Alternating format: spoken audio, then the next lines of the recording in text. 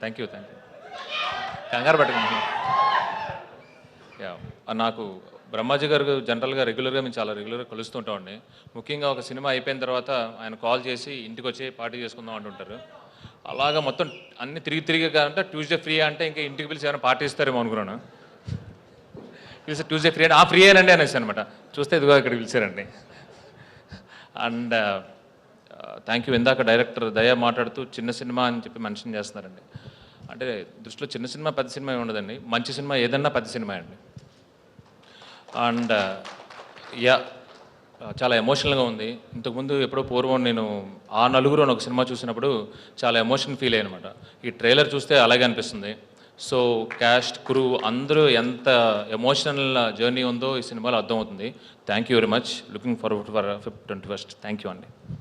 Sir మీ బాపు గారి గురించి yeah okay. అంటే నాకు జనరల్గా మన ఇతిహాసాల మీద మన హిస్టరీ మీద చాలా ఇష్టం ఉంటుందండి. నాకు తెలిసిన కథలని చిన్నపిల్లల నుంచి పెద్దవాళ్ళ వరకు నాకేం తెలుసో నాకు ఎంత తెలుసో చెప్పాలంటుందండి. సో ఆ రామాయణం మహాభారతం భాగవతం నేను అంతలాగా సుందరకాండతో సహా దగ్గరుండి చదివాను అంటే అది మా నాన్నగారి వల్లే. దానివల్లే నాకు కార్తికేయ 2 వస్తుంది. ముందు ముందు తర్వాత సినిమాల్లో కూడా అది వస్తుందండి. థ్యాంక్ యూ అండి. Thank you very much.